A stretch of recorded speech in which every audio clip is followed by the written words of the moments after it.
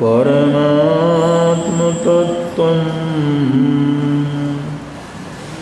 समस्तसंकल्पविकल्पमूर्तं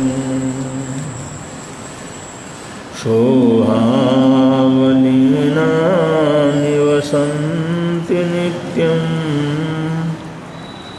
जानाति योगी स्वयमेव तत्त्वं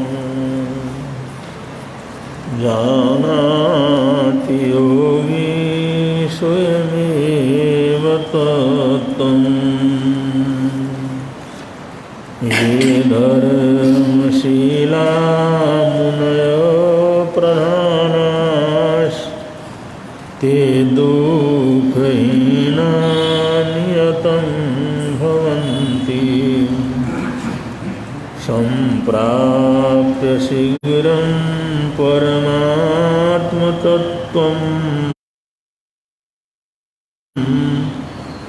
व्रजन्ति मोक्षं क्षणमेकमध्ये व्रजन्ति मोक्षं क्षणमेकमध्ये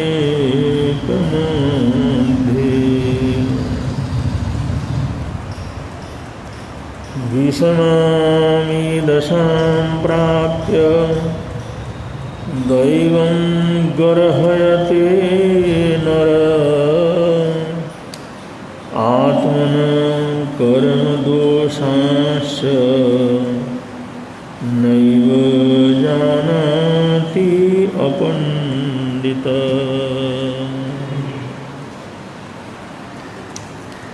अनंत अनंत उपकारी अरहत अरिहंत तीर्थंकर अनंत सिद्ध भगवान आचार्य उपाध्याय सर्वसाधु सद्गुरुदेव पंच परमेष्टि परमात्मा को वंदन नमन स्मरण करने के पश्चात आज के विषय की तरफ आगे बढ़ते हैं। आज का विषय है विषमामि दशां प्राप्य दैवं गर्हयते नर। जब भी जीवन में तकलीफ आते हैं, परेशानियां आती हैं, परिचय आते हैं या बहुत बड़ी मरणांतिक मुसीबतें आती हैं, तो ऐसा आने पर मनुष्य स्वाभाविक रूप से भगवान को बहुत उलाहना देता है। हे प्रभु, सारा दुख आपने मेरे को दिया, सारी तकलीफ मेरे को दी, सारी मुसीबतें मेरे हिस्से के अंदर डाल दिया। क्या मैं इतना निकम्मा हूँ? सारे दुख दर्द आपने मेरे को दिया। ऐसी बहुत सी शिकायतें, बहुत सी तकलीफ इंसान प्रभु परमात्मा के प्रति प्रकट करता है। कहते हैं भगवान भी अच्छे लोगों को ही तकलीफ देता है, उन्हीं को मुसीबत देता है, उन्हीं के ऊपर परेशानी डालता है। बुरे लोग तो अच्छे भले घूमते रहते हैं, अच्छा करो उसमें बुरा मिलता है। तो ऐसे अपने परमात्मा के प्रति, अपने आराध्य के प्रति तरह तरह की दुर्भावनाएं और दुश्चिंताएं उनकी तरफ प्रकट करता है। ऐसा स्वाभाविक रूप से होता है।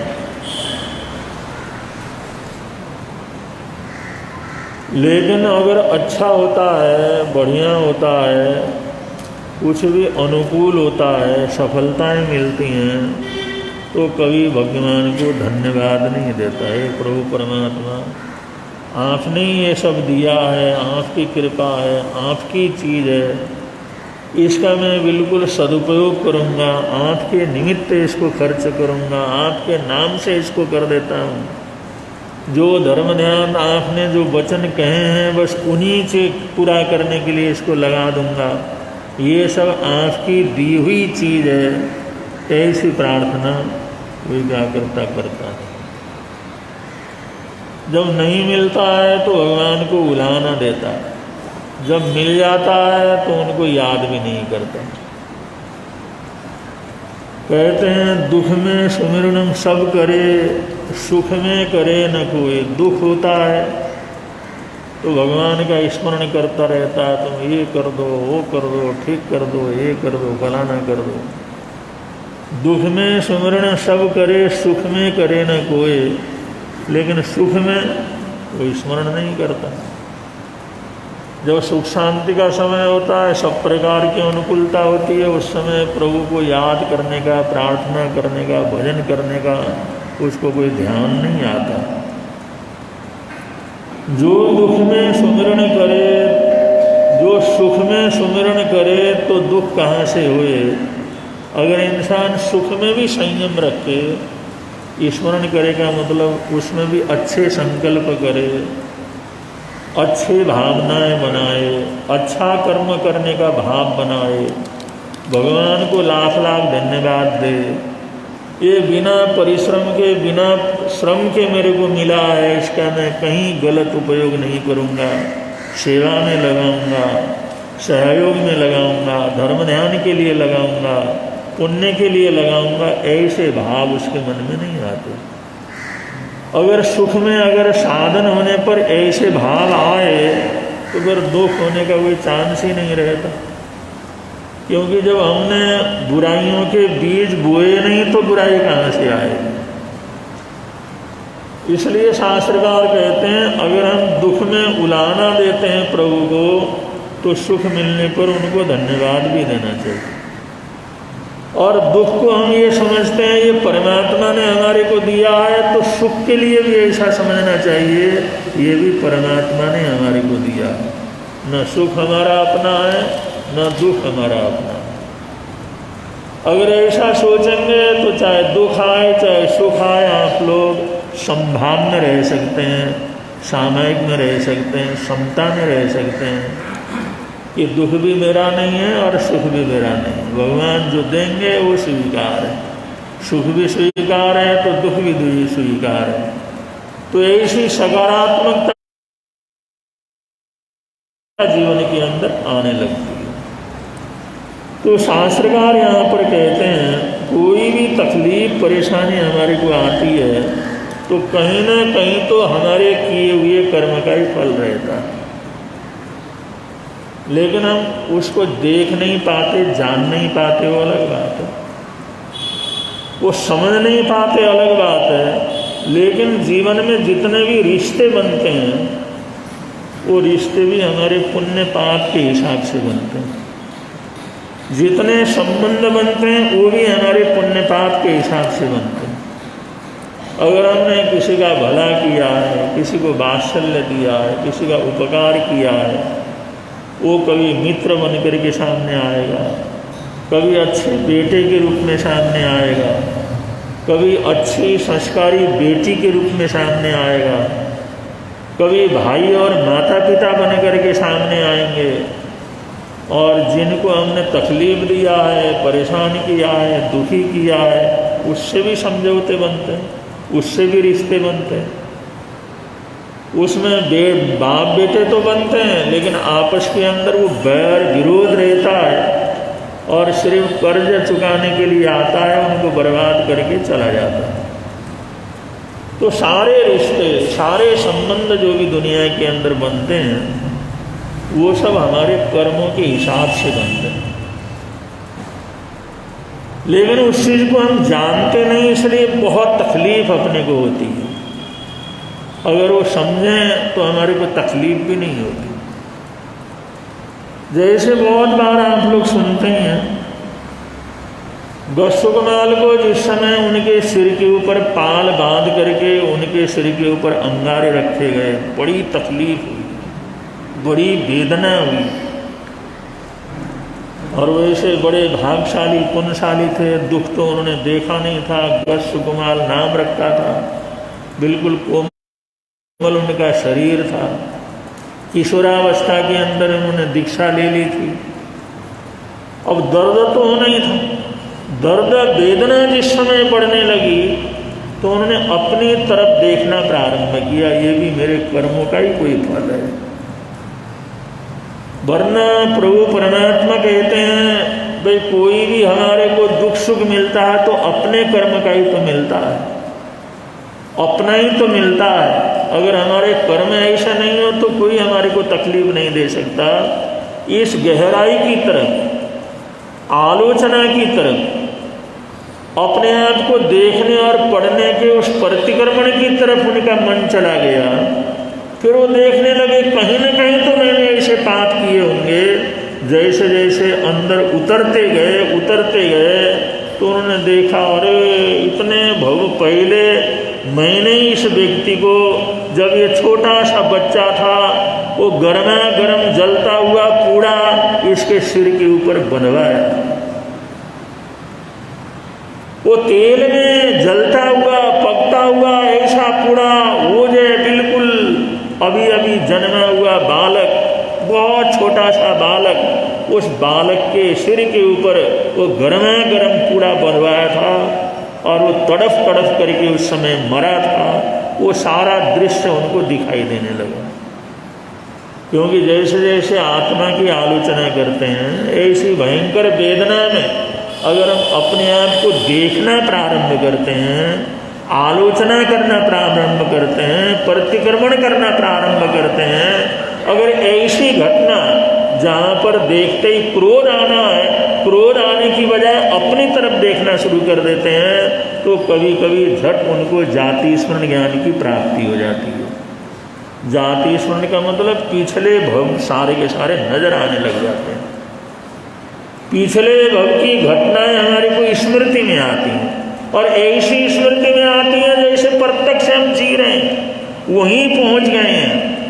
जब उसने उस वेदना को देखा, वो मैं हूँ और मैं एक सामान्य छोटे से बालक को बड़ी क्रूरता के साथ वो कूड़ा उसको बांधने की करना दे करके उसको तड़फ तड़फ करके मरने के लिए बाध्य कर रहा हूँ। जिस समय ये देखा तो उनका दर्द अपने आप खत्म होता चला गया। उन्होंने कहा वो दर्द, वो वेदना उसके सामने तो ये भी कुछ नहीं।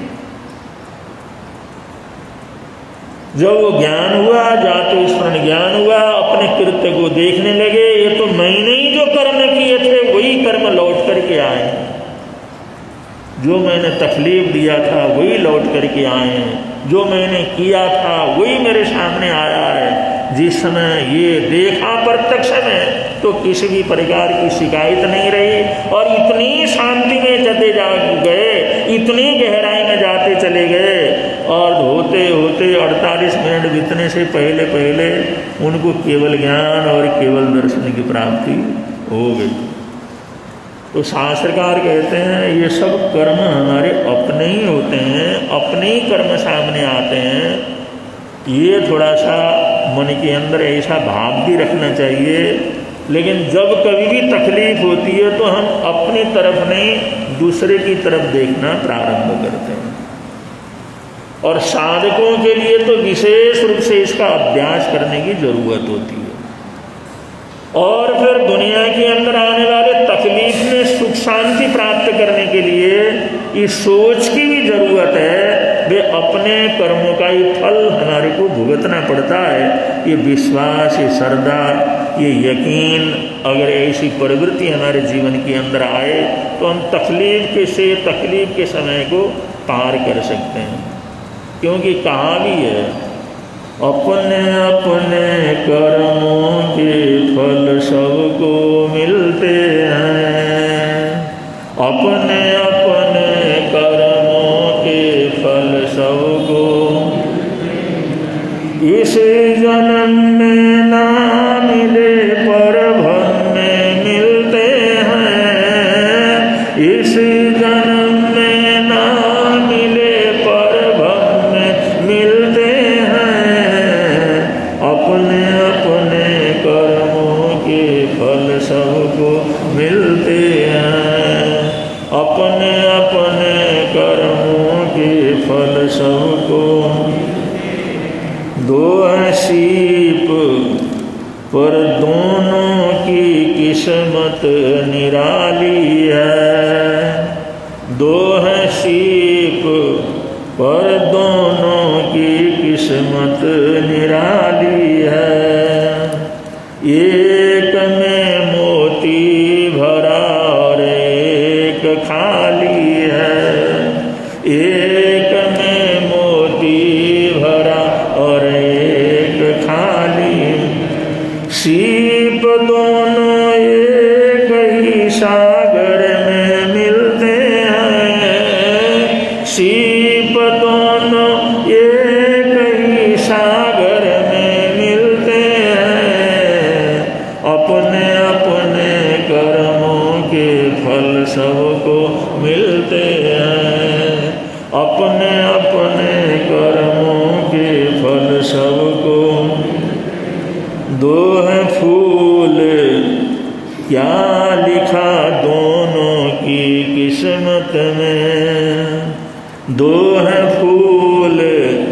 क्या लिखा दोनों की किस्मत में। एक फूल धूल में, एक प्रभु के चरणों में। एक फूल धूल में, एक प्रभु के चरणों। फूल दोनों एक ही डाली में खिलते हैं। फूल दोनों एक ही डाली में खिलते हैं। अपने अपने कर्मों के फल सबको मिलते हैं। अपने अपने कर्मों के फल सबको। इस जन्म में ना मिले पर भव में मिलते हैं। इस जन्म में ना मिले पर भव में मिलते हैं। अपने अपने कर्मों के फल सबको मिलते हैं। अपने अपने कर्मों के फल सबको। दो हैं भाई दोनों की किस्मत निराली है। दो हैं भाई दोनों की किस्मत निराली है। लाख में है एक और दूजा भिखारी है। लाख में है एक और दूजा भिखारी। भाई दोनों एक ही आंचल में पलते हैं। भाई दोनों एक ही आंचल में पलते हैं। अपने अपने कर्मों के फल सबको मिलते हैं। अपने अपने कर्मों के फल सबको मिलते हैं। अपने अपने कर्मों के फल सबको।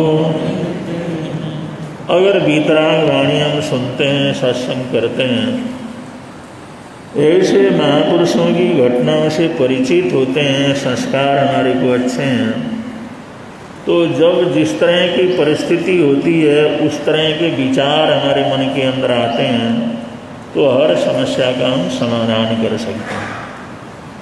इसी के लिए स्वाध्याय ध्यान वगैरह होता है। इसी के लिए पठन पाठन होता है। इसी के लिए शास्त्र पढ़ाया जाता है, सत्संगत का आयोजन किया जाता है। और चतुर्मास के प्रारंभ से इसी प्रकार का शिक्षण प्रशिक्षण का कार्यक्रम चल रहा है। हमारे प्रवर्तक जी महाराज साहब तपस्या करवाने में, लोगों का नाम लिखने में, नमकार मंत्र को लगातार चलाने में, आनंद एकासना उपवास आदि चलाने में पूरी तरह से प्रेरणा स्वरूप बन करके आगे लग रहे हैं और भरपूर आप लोग धर्म ज्ञान का लाभ भी ले रहे हैं। इसी श्रृंखला में हमारे पुनीत मुनि जी महाराज साहब ने एक प्रश्न पत्रिका तैयार किया है, जिन्होंने अपने घर में ले जा कर के इस प्रश्न पत्रिका को तैयार करना है, भर के देना है। वो पुनीत मुनि जी महाराज साहब से ये जो है प्रश्न पत्र नकल नहीं अकल लगाओ ऐसा बनाया है, ये ला जा कर के भर के ला सकते हैं। और 31 अगस्त तक इसको ला करके देना है और दूसरे दिन ही आपका रिजल्ट वगैरह आएगा। और विशेष रूप से ये है भाई इसको अपने घर में जा कर के अगर जो है अपने आप पढ़ कर के आप लोग, क्योंकि कोई पुस्तक वगैरह तो इसमें बताया नहीं है, अपने आप पढ़ सकते हैं। दूसरे के पूछ कर के लिखने की बजाय अपने आप पढ़ कर के लिखने का प्रयत्न करना। नहीं आता है तो कोई बात नहीं, उसमें क्या फ़र्क पड़ जाता है। तो इसलिए इसका शीर्षक लगाया अकल नकल नहीं अकल लगाओ, ऐसी पत्रिका है। ये आप लोग ले जा करके इसका लाभ ले सकते हैं। और 22 तारीख को राखी का दिन है। वैसे तो पूरे देश में गुरु सुमति विशाल सेवा समिति की तरफ से 22 तारीख को राखी के दिन मिलिट्री के नौजवानों को, पुलिस वालों को जो सुरक्षा करने वाले हैं और चौकीदारों को राखी बांधने का आयोजन चल रहा है। क्योंकि मिलिट्री में जो भर्ती हमारे नौजवान हैं, नवयुवतियाँ हैं, वो जान की बाजी लगा करके देश की रक्षा करते हैं। और पुलिस में भी बराबर नौजवान भी हैं और बहुत सी महिलाएं, लड़कियां भी पुलिस के अंतर्गत हैं। वो भी कभी भी जो है समाज की रक्षा के लिए घूमते फिरते रहते हैं, बड़ी तकलीफ भी उनको उठाना पड़ता है। तो ये रक्षा चाहिए, बांधना चाहिए, क्योंकि वो भी हमारे वास्तव के अंदर रक्षा करने वाले हैं। और इसलिए थाने में किसी ने जाना हो, उनको बांधना हो तो बहनें पुलिस वाले को बांध सकते हैं और भाई लोग जो महिला पुलिस वाले हैं उनको राखी बांध सकते हैं। तो ऐसा कार्यक्रम सारे देश में चल रहा है, यहाँ पर रखा है, थाने में रखा है। और कैसे करना है, क्या करना है, उनकी जानकारी लेकर के आप लोग उसमें शरीक हो सकते हैं। 30 अगस्त को श्री कृष्णा जन्माष्टमी है।